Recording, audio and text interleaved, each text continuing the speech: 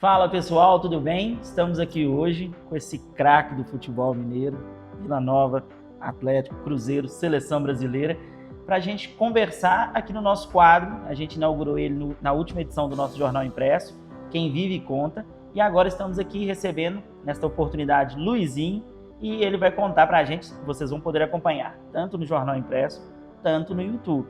Combinado? Luizinho, muito obrigado por nos receber. Você que é uma lenda viva, nascido, criado, vive em Nova Lima.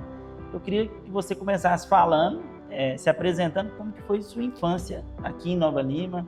Já sei que você caminhava, jogava bola, ajudava sua mãe no dia a dia. Conta pra gente um pouco sobre isso.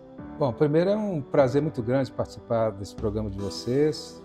Agradeço pelo convite.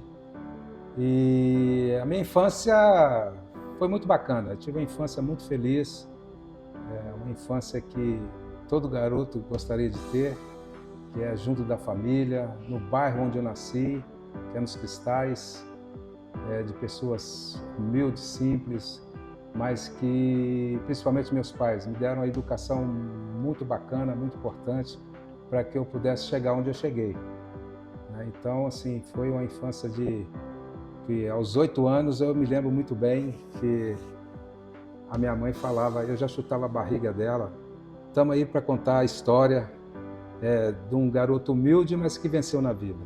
Você ajudava a sua mãe, né, pelas ruas, Dona Norita, ajudava ela aqui em Nova Lima e também fez um curso de mecânico. Conta pra gente essa história, porque até você seria padre, é verdade isso, Luizinho? Essa história é bacana. Eu lá nos Cristais, eu sempre fui à frente das coisas no esporte, né? Eu gostava muito de praticar esporte, e futebol era meu sonho. E eu já, nas categorias de base, principalmente do Vila Nova, quando eu comecei, eu fui sempre à frente.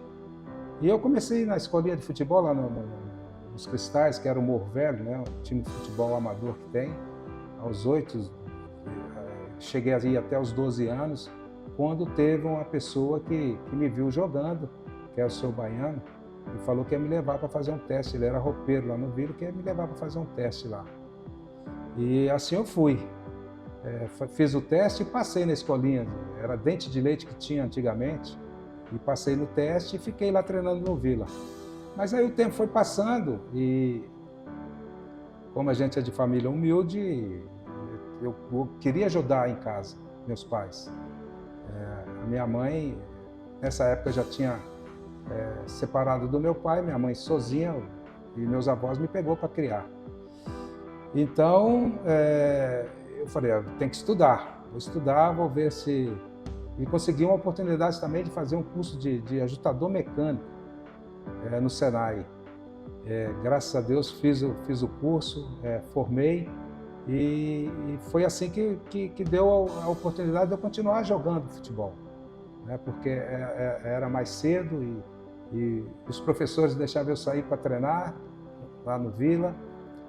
Então, assim, eu sou grato a muito, inclusive sou grato a muitas pessoas que me deram essa oportunidade e me ajudaram muito na minha carreira.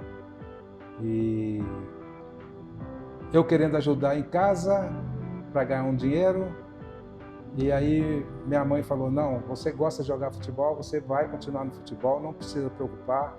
Meu irmão também falou isso, começou a trabalhar, falou, pode deixar que a gente segura a barra e você vai tentar realizar seu sonho.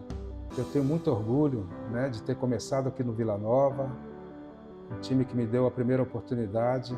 E é como eu te falei, eu fui sempre à frente no futebol. Aos 12 anos eu já estava no infantil, aos 15 já estava no juvenil, e aos 16 já estava... porque o futebol dá muitas oportunidades assim, no sentido de pessoas estar vendo você, né? E eu encontrei uma pessoa também que foi o seu Nelsinho, que é outra pessoa que infelizmente faleceu, mas eu tenho uma gratidão muito grande. O Tenente Djalma, muita gente se fala essa história aqui em Nova Lima, todo mundo conhece, todo mundo conheceu as pessoas mais velhas. São pessoas que me deram uma oportunidade, que me ajudaram muito na minha carreira, que a gente não pode esquecer de mencionar. E aos 18 anos, Martim Francisco me viu e me colocou, me deu a oportunidade para estar começando a assinar um contrato, o primeiro contrato que eu assinei aos 18 anos de futebol. Eu assinei o meu primeiro contrato profissional. Procópio Cardoso foi muito importante na sua carreira também, porque uma coincidência do destino, ele era, digamos, diretor do juvenil do Cruzeiro, né? E ele queria te levar para o Cruzeiro. Só que aí ele recebeu a proposta do Atlético para ser treinador e você acabou virando ex-campeão mineiro com a camisa do Atlético. O Procópio te levou para lá, né? Realmente, ele foi uma pessoa também fundamental na minha carreira, porque ele já assistia, ele como diretor já assistia futebol infantil, juvenil, acompanhava, né? Então ele já tinha me visto jogar. Então quando ele assumiu de treinador no Cruzeiro, ele falou, vamos buscar esse garoto lá em Nova Lima, pode ir lá buscar que ele vai jogar no Cruzeiro. E aí na noite seguinte, ele teve um problema com a diretoria do Cruzeiro. E o Atlético, eu acho que estava sem treinador. Aí ele foi chamado para dirigir o Atlético. E aí ele falou, corre lá, vai na frente, porque o pessoal do Cruzeiro está indo buscar esse moleque, vocês têm que ir lá buscar ele. Busca ele lá, que ele vai para ele vir para o Atlético. E assim aconteceu. E eles foram lá, me buscaram por empréstimo, né? Pegaram por empréstimo, porque o Márcio Gugu tinha acontecido um acidente com ele tinha perdido a visão e ele não poderia jogar a final de 78 do Campeonato Mineiro. E eu entrei para disputar esse campeonato. Então, assim, foi uma pessoa também que foi muito importante na minha carreira. Você é o terceiro jogador com mais jogos com a camisa do Atlético. Foi muito tempo, só depois, com a chegada do Hever e do Leonardo Silva, que eles ultrapassaram. Você era o maior artilheiro do Atlético, o zagueiro mais artilheiro do Galo. Ao todo, na sua carreira, foram 21 gols com a camisa do Galo, né? Me conta, porque a década de 70 e a década de 80 é o berço dos craques do futebol brasileiro. E nesse período, o Atlético foi campeão da Libertadores em 2013, campeão da Copa do Brasil em 2014, voltou a conquistar um campeonato brasileiro, né? Mas nesse período, o Atlético era a base da seleção brasileira e fazia os confrontos, os clássicos, eram Atlético e Flamengo. Jogadores que a gente via jogando e que a gente era fã, né? Eu vi esse jogador Reinaldo, Cerezo, Paulo Isidoro, João Leite, Marcelo, Danival, esses jogadores que eu era fã. E assim, e eu cheguei. Então eu não posso nem reclamar, porque é muito fácil você chegar no meio assim, de um grupo de atletas como eles, que são craques, fica fácil você jogar. Então eu agradeço a Deus até nisso, porque é aquela coisa de você estar no momento certo, na hora certa. E eu fui abençoado com isso. Eu quero até aproveitar a oportunidade de estar falando uma coisa, porque eu acredito muito em sonhos, sabe? Eu sempre vou dar palestra, às vezes eu conversar com a garotada, eu sempre falo isso. Eu já sonhava em ser um jogador de futebol, eu queria ser jogador de futebol. Então, a gente tem que ter sonhos na vida, né? Para tudo, independentemente da profissão. E eu me lembro bem que a minha mãe falava isso, que eu já chutava a barriga dela. Você desculpa até estar voltando, porque é um momento que eu acho que é importante da gente estar falando. Para dar, para mostrar para essas crianças hoje que quer ser alguma coisa na vida e às vezes desiste de um sonho. E aconteceu comigo, porque eu falei assim, eu quero ser jogador de futebol porque eu quero, é a oportunidade que eu tenho de ajudar minha família. Né? Já era uma profissão rendosa que tinha, e eu falei, a primeira coisa que eu queria fazer na época era dar uma casa para minha mãe. Eu falei, a oportunidade que eu tenho é sendo jogador de futebol, porque se eu for trabalhar como torneiro, eu vou demorar mais 500 anos para conseguir isso, eu não vou conseguir. E o futebol proporcionava isso. E felizmente, quando você tem esses sonhos e você tem essa vontade de ajudar a família, as coisas fluem, né? E fluiu para mim, e a primeira coisa que eu tenho maior orgulho é de ter dado uma casa para minha mãe e ter entregado no dia que eu cheguei, o primeiro contrato que eu fiz no Atlético, cheguei e entreguei a chave para ela da casa. Foi um momento inesquecível e que eu recordo com muito carinho. essa tranquilidade como pessoa, como jogador, tem muito a ver com o jeito, Luizinho, de viver? A minha esposa às vezes fala, eu acho que você engana muito os outros, porque você não é tão tranquilo assim não, mas eu sou muito tranquilo. Eu acho que essa oportunidade que Deus me deu de futebol, desse dom, faz com que eu tenha essa tranquilidade dentro de campo para jogar. Eu tinha essa tranquilidade dentro de campo para jogar. E até uns meus amigos mesmo que eu joguei, eu me lembro de um lance, eu vou me lembrando aqui, você desculpa, mas eu vou lembrando de algumas coisas aqui que aconteceu. Atlético e Palmeiras, na época tinha 120 mil pessoas dentro do estádio, e teve um lance, a gente estava ganhando de 1-0, e teve um lance que a bola caiu na área e eu voltei a bola de cabeça para João Leite, a área cheia de gente, de jogador. O que me xingaram, você nem imagina. Mas aí depois eu pedi desculpa no vestiário e tal, mas aí todo mundo assim, mas como você fez essa jogada? Eu falei assim, eu não sei. Eu simplesmente fiz, deu certo. Então assim, você jogar com craques, com grandes jogadores, isso facilita muito. Assim foi no Atlético, assim foi na Seleção Brasileira de 82, então isso facilita muito.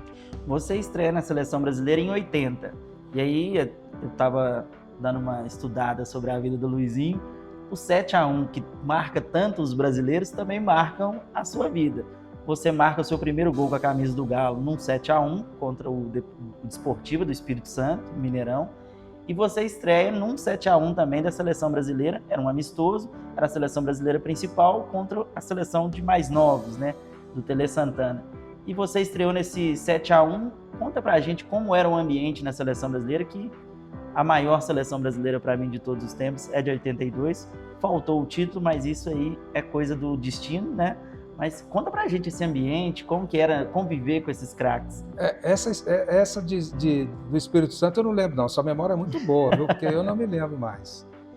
Mas da seleção de novos com a seleção principal eu me lembro muito bem, porque na época que saiu a convocação, a gente estava jogando Atlético e Internacional no Mineirão. E aí saiu a convocação, eu já estava esperando a convocação, mas eu estava esperando para dos novos, porque eu tinha 19 anos de idade. Falei, eu indo para dos novos já está ótimo, eu ia ficar muito alegre. E quando acabou o jogo, veio o repórter Roberto Abras e já veio correndo, que era muito meu amigo. Você foi convocado para a seleção. Eu falei, que bom, que maravilha, tal, que legal. De novos, não sei o quê. Não, você foi convocado para a seleção principal. Eu falei, o quê? Você está brincando? E eu com 19 anos, deu uma tremida. Eu te confesso que eu dei uma tremida, porque você ser convocado para a seleção principal, juntamente com jogadores já consagrados, como Zico, Sócrates, Cerezo, Falcão, mais um monte de Júnior, um monte de jogadores, dá uma tremida. Eu dei uma tremida, mas, como eu falei, Deus é muito bom com tudo, porque você jogar junto com esses grandes jogadores, tudo facilita, ficou tudo fácil. Então, para mim foi muito importante, foi muito bom. Como foi o ambiente em 82? Como que vocês encararam aquela situação? Tele Santana, treinador da Seleção Brasileira, e conta pra gente um bastidor daquele jogo, né? Um jogo de futebol no Sarriá, aquela derrota para a Itália. O Paulo Rossi fez aquele gol, nem iria para a Copa. São as coincidências do destino. Conta pra gente como que foi o ambiente em 82. Eu me lembro bem que foi muito triste, porque, por incrível que pareça, talvez o povo brasileiro não saiba disso, eu vou até aproveitar a oportunidade para falar. A gente estava disputando uma Copa do Mundo e a gente estava muito bem, ganhando os primeiros jogos, ganhando tranquilo. E a gente, na concentração, nós falamos assim, tomara que seja a Itália, que chega nas quartas de final, que fosse a Itália. Nós escolhemos a Itália. No comentário dos jogadores na concentração. Porque a Itália não estava vindo bem, né? Você falou muito bem, o próprio Paulo Rossi estava saindo de uma prisão para disputar a Copa do Mundo, e a Itália estava abalada moralmente, psicologicamente, estava fazendo uma campanha muito ruim na Copa do Mundo de 82. E a gente vendo os jogos, nós escolhemos não, né? Pedimos, tomara que seja a Itália que caia para a gente, porque ela não está bem. E caiu a Itália. E isso eu acho que foi o azar nosso, porque a gente teve um excesso de confiança muito grande, de que iria passar pela Itália. E futebol não é assim, né? Futebol é jogado. Você não pode pensar que vai ser fácil, que vai ser um jogo fácil. E é aquilo que a gente depois nós comentamos, né? E foi um momento de muita tristeza quando aconteceu essa derrota, porque eu lembro muito bem que o Pelé entrou no vestiário chorando, e todo mundo chorando, todo mundo cabisbaixo, todo mundo chorou muito. E o Pelé tentou dar força para a gente, mas não adiantou, porque hoje, particularmente eu falando, se pudesse voltar no tempo, eu faria diferente. Eu faria diferente nesse jogo, porque nós tivemos 2 oportunidades de passar para ir para a final, com os 2 resultados, que foi... Começamos a perder de 1-0, empatamos. Tomamos 2-1, empatamos. Mas o excesso de confiança de craques como o Brasil tinha naquela época, o próprio Tele falou, vamos ganhar o jogo. Quer dizer, se é hoje, tal, quem sabe também, ele poderia ter feito diferente, né? Ter fechado mais o time e ter preocupado com o resultado. E isso, infelizmente, aconteceu, esse desastre. Isso em 82, você fica no Atlético até 90, 92? Eu fiquei no Atlético de 87, não, de 87 para 88 até 89. Aí você vai para Portugal. Eu fui para Portugal. Jogar com a camisa do Sport em Lisboa. Conta pra gente como que foi essa chegada no território europeu. Você já conhecia por ter jogado a Copa do Mundo lá e ter feito vários jogos com a seleção brasileira. Conta pra gente como que foi Luizinho em Portugal. Foi muito bom, foi uma experiência única. Eu, apesar de ter esse carinho e esse amor pelo Atlético, eu queria jogar fora do país. E teve essa oportunidade, o presidente do Sport veio aqui ver um jogo e veio ver como eu jogava, ele não me conhecia. E aí veio me ver, gostou e falou, vamos embora, vou te levar. E foi uma polêmica muito grande, porque os torcedores do Atlético não queriam que eu saísse, né? Porque eu era um ídolo da torcida, mas eu conversei com o presidente e pedi para ele que me liberasse, porque era um sonho meu também de jogar na Europa e um dia voltar, é lógico, para encerrar a carreira no Atlético. Esse era meu desejo. E fui muito bem recebido lá. Nas oportunidades que eu tinha, eu sempre levei meus parentes, minha família, a família da minha esposa, todo mundo foram lá nos visitar, conhecer Portugal. Então foi um momento assim muito, muito bacana. Você falou sobre encerrar a carreira no Atlético, mas você volta ao Brasil e veste a camisa do Cruzeiro, grande rival do Atlético, e você entra para um seleto grupo de jogadores do futebol mineiro que honraram tanto a camisa do Galo, ídolo no Galo, ídolo no Cruzeiro, ganhou Supercopa, ganhou Copa do Brasil. Conta essa passagem pela Toca da Raposa. Quando eu estava lá, a minha sogra teve um problema de coração e tudo, e a minha esposa ficou muito apegada, ficou muito triste e falou comigo que não queria vir embora de Portugal. E eu tinha mais 2 anos de contrato ainda para assinado com o clube. Então eu fui no presidente que tinha me contratado e esclareci para ele a situação que estava acontecendo e tal, e gostaria de voltar para o Brasil. E eu ligando para o Atlético, gente, tô voltando para o Brasil, quero voltar para o Atlético e tal. E o Cruzeiro ficou sabendo que eu estava vindo embora, os diretores do Cruzeiro. E aí começaram a ligar para mim. Vem para cá, tal, vamos fazer um contrato, a gente acerta com você o contrato que você tem aí fora, a gente acerta com você aqui, vai ser legal você jogar no Cruzeiro, não sei o quê. E eu insistindo com o Atlético para voltar para o Atlético. Quando eu fiquei sabendo que algum diretor do Atlético não queria a minha volta. Aí eu fiquei sabendo disso pelo jornalista amigo meu e tal, e aí falou, não volta para o Atlético não, volta para o Cruzeiro, porque eles estão te querendo, o Atlético não te quer, volta para o Cruzeiro que o Cruzeiro está com dinheiro para te pagar. E aí eu falei assim, olha, quer saber de uma coisa? Vamos unir o útil ao agradável, que é a minha esposa, né, por situação de doença da minha sogra, e o Cruzeiro me querendo. Aí eu voltei para o Cruzeiro. E onde eu fui também, por isso eu respeito o Cruzeiro também, né? E tenho um carinho muito especial pelo Cruzeiro, porque eu fui muito bem tratado lá, fui muito acarinhado pelos cruzeirenses, pelo torcedor cruzeirense até hoje. E conquistei títulos importantes lá também, né? Como você falou, campeão da Supercopa e Copa do Brasil. E só não ganhei mais título porque eu resolvi realmente encerrar a carreira. O corpo já estava cansado, eu falei, está na hora de parar, vou descansar um pouco. E você encerra a carreira no Vila Nova, o clube que te revelou, te deu essa oportunidade. Você volta para Nova Lima e encerra a carreira no Vila. Que para mim também foi muito gostoso. Eu só tenho que agradecer a Deus por tudo que aconteceu na minha vida, na minha carreira. O Vila Nova também foi outro clube também que onde eu comecei, onde que eu tenho um carinho muito especial.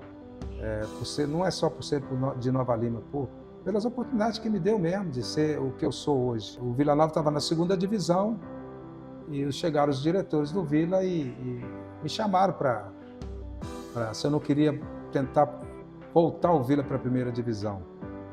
Eu, numa reunião com a minha esposa, ela que era minha empresária na época, ela que resolvia tudo comigo, e conversei com ela, ela falou assim, vem sim, você é daqui da cidade, nós somos da cidade, e se você aguenta mais um pouco, vamos tentar fazer que isso aconteça. Aí eu chamei os diretores, falei, não, vamos lá, vamos tentar então, mas só que eu gostaria de ter mais uns 2 jogadores de experiência, que tenham uma experiência junto comigo para a gente levar essa garotada para puxar a gente. E aí eu conversei com eles chamaram o Arthurzinho, que também jogou no Vasco, jogou em grandes clubes brasileiros, Corinthians, Seleção, e o Robson, que era o ponta-direita do Cruzeiro. Então, assim, juntou a velharia, né, os jogadores mais experientes, que eram nós 3, e com a garotada que corria pra gente e deu certo, né? Nós somos campeões invictos e levamos Vila Nova à 1ª divisão novamente. Foi uma festa maravilhosa no campo do Vila, o último jogo, a torcida me ovacionando, me pedindo, inclusive teve o primeiro pênalti que teve, a torcida pedindo para eu bater. Então, assim, está dentro da minha mente, do meu coração, isso tudo que passou aqui em Nova Lima comigo. Já te disse, para mim, você jogou na maior seleção brasileira de todos os tempos. Como você vê a chegada de Carlo Ancelotti na seleção brasileira, esse momento, e um treinador italiano no Brasil? Eu acho assim, que foi de fundamental importância essa chegada dele, porque tirou um pouquinho o holofote dos jogadores, né? Ele é um treinador de uma experiência muito grande, um treinador de nome, e que vai dividir essa responsabilidade junto com os jogadores. Então, assim, eu espero que o Brasil, junto com ele, possa voltar a dar alegria a nós, torcedores brasileiros, que o Brasil ainda tem um potencial muito grande de craques. Eu acho que faltava essa chegada de um treinador que podia impor, um treinador sério e que pode ter certeza que não vai ter influência de empresários, de treinadores para ele escalar jogador. Isso não vai acontecer. Então, assim, o Brasil já deu uma melhorada. Agora, falta trazer o torcedor brasileiro para a seleção, para torcer para a seleção novamente. E eu tenho certeza que o Brasil vai conquistar essa Copa do Mundo aí. Luizinho, a gente agradece muito por você ter nos recebido aqui na sua casa para bater esse papo com o pessoal, com os novalimenses. E eu queria que você deixasse só uma mensagem final para o povo de Nova Lima. A cidade do meu coração, a cidade que eu amo. Amo os novalimenses e amo Nova Lima. Muito obrigado pela oportunidade de dar essa entrevista. A gente volta numa próxima oportunidade com mais um personagem para contar a história para vocês. Até a próxima, pessoal!